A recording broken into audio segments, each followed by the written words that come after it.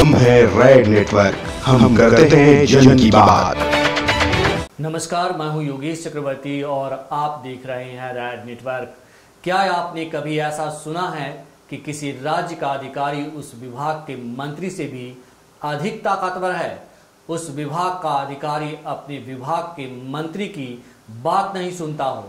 जी बिल्कुल ऐसा है, लेकिन ऐसा तभी संभव होता है जब मंत्री भ्रष्ट हो, अपने अधिकारी से गैर कानूनी काम कराना चाहता हो और अधिकारी उसे करना नहीं चाहता हो। इस तरह के टकराव अक्सर देखे और सुने जाते हैं।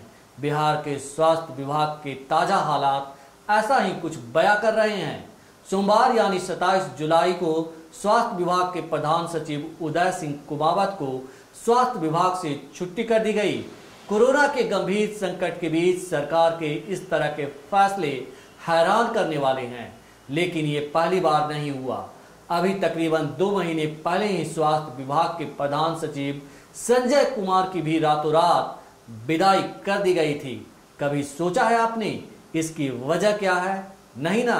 तो चलिए अब मैं आपको पूरी घटना से रूबरू कराता हूं। घटना 2 दिन पहले शनिवार की है। सीएम नीतीश कुमार ने इस दिन कैबिनेट की बैठक बुलाई थी। इस बैठक में सभी विभागीय मंत्री सहित विभागों के प्रधान सचिव भी मौजूद रहे। बाढ़ पर चर्चा के बाद जब सीएम नीतीश कुमार ने स्वास्थ्य विभाग के प्रधान सचिव से जैसे ही जानकारी मांगी, स्वास्थ्य मंत्री मंगल पांडे ने प्रधान सचिव की शिकायत करते हुए झट से कहा कि हमारी कोई बात ही नहीं सुनते हैं। इस पर नीतीश कुमार ने प्रधान सचिव को उसी वक्त कड़ी फटकार लगाई और यहां तक कह दिया कि विभाग नहीं संभाल रहा है तो हट जाइए। ये तो बात हो गई शिकवा शिकायत की, लेकिन यह कोई छोटी बात नहीं है। दोनों के बीच यह विवाद कई प्रश्नों को जन्म देता है। मसलन, क्या नीतीश सरकार में ब्यूरोक्रेसी हावी है? क्या नीतीश कुमार के सामने किसी मंत्री की नहीं चलती है? क्या विभाग के अधिकारियों की इतनी पहुंच है कि वे सीधे नीतीश कुमार से ही बात करते हैं? क्या स्वास्थ्य मंत्री मंगल पांडे की बात प्रधान सचिव उमेश कुमावत नहीं मान रहे थे? और अगर नहीं मान रहे थे तो उन्होंने नीतीश कुमार से क्यों नहीं इसकी शिकायत की? क्या उनके पास बिहार के मुखिया का फोन नंबर नहीं था? क्या कोरोना जैसे भयावह महामारी में भी सीएम और स्वास्थ्य मंत्री के बीच 4 माह तक कोई बात नहीं हो रही थी? तो क्या यह भी मान लिया जाए कि स्वास्थ्य मंत्री का बिहार में कद एकमात्र सहयोगी पार्टी के नेता भर बनकर रह गई है? क्या मंगल पांडे की किसी अधिकारी से ही नहीं पड़ती है? क्यों पिछली बार इनके कहने पर ही अच्छे भले काम कर रहे स्वास्थ्य विभाग के प्रधान सचिव संजय कुमार को हटाकर पर्यटन विभाग में भेज दिया गया था? ये तमाम प्रश्न एक राज्य के लिए और उस राज्य की नागरिकों के लिए बहुत मायने रखते हैं, क्योंकि जनता यह जानना चाहती है कि कोरोना जैसी महामारी में भी अगर संबंधित पदाधिकारियों, मंत्रियों और सीएम के बीच सामंजस्य एवं संवाद कायम नहीं रहेगा तो व्यवस्था का खामियाजा तो जनता को ही भुगतना पड़ेगा।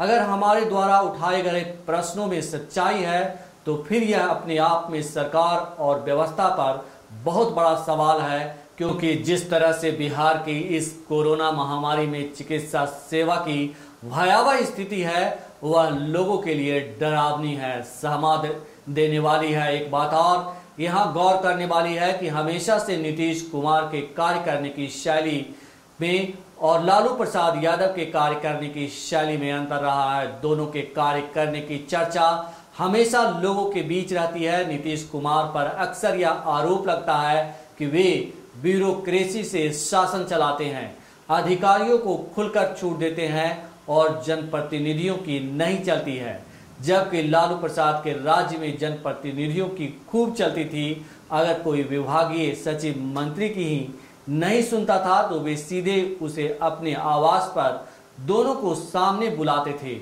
मतलब दोनों के कार्य करने का तरीका अलग है, लेकिन ऐसा भी नहीं कि नीतीश कुमार के शासन में ब्यूरोक्रेसी के प्रमोट करने से घटनाएं रुक गई है। लूटपाट, भ्रष्टाचार, घोटाले और मुजफ्फरपुर बालिका गृह जैसे कांड हुए। शराबबंदी पूरी तरह फेल है या कहा जाता है कि लालू प्रसाद यादव मीडिया मैनेजमेंट नहीं कर पाते थे, जिससे उनके समय की आपराधिक खबरें अखबार के फ्रंट पेज पर छपती थी। पन्नों पर जंगल राज से शुरू होता था, जबकि नीतीश कुमार के शासन की बड़ी से बड़ी आपराधिक घटनाएं फ्रंट पेज छोड़कर छपती है, जैसे खबर दम तोड़ रही हो एक कोने में।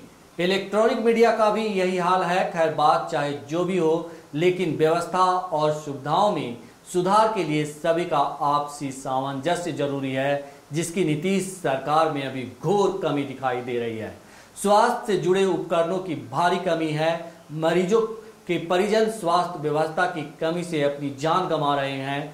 कोरोना से अधिक सिस्टम की लचर व्यवस्था, डॉक्टरों और स्वास्थ्य कर्मियों की लापरवाही ने कई लोगों की जान ले ली है। स्वास्थ्य मंत्री मंगल पांडे से विभाग नहीं संभाल रहा है, फिर भी मोदी जी की कृपा दृष्टि से मंत्री बने हुए हैं। अश्विनी चौबे केंद्रीय राज्य स्वास्थ्य मंत्री होकर भी अब तक गायब हैं। अपने को बीजेपी का कद्दावर नेता मानने वाले गिरिराज सिंह भी गायब हैं। या यह भी हो सकता है कि नीतीश कुमार की तानाशाही रवैये से ये सभी क्षुब्ध हैं। सच्चाई कुछ भी हो, कहना बड़ा मुश्किल है। चुनाव का भी समय नजदीक आ गया है। बहुत सी बातें हैं जिस पर विपक्ष राज्य की नाकामियों को लेकर हमलावर है और सत्ता पक्ष चौतरफा घिरा हुआ है। इन सब के बीच सबसे बड़ा सवाल ये कि स्वास्थ्य मंत्री मंगल पांडे का अधिकारियों से क्यों नहीं पड़ती है। अधिकारी उनके कौन सी बात नहीं मानते हैं, इसका जवाब मंगल पांडे को सामने आकर देना चाहिए। संजय कुमार और उदय सिंह कुमावत उनकी कौन सी बात नहीं मान रहे थे, और साथ ही साथ वो कौन सी वजह है जिसकी वजह से बिहार के स्वास्थ्य विभाग में अब तक हजारों की संख्या में पद खाली होने के बावजूद उसे भरा नहीं जा सका, खास करके लैब टेक्नीशियन की, जिसका खामियाजा आज बिहार की जनता भुगत रही है। नमस्कार। हम है रेड नेटवर्क, हम करते हैं जन की बात।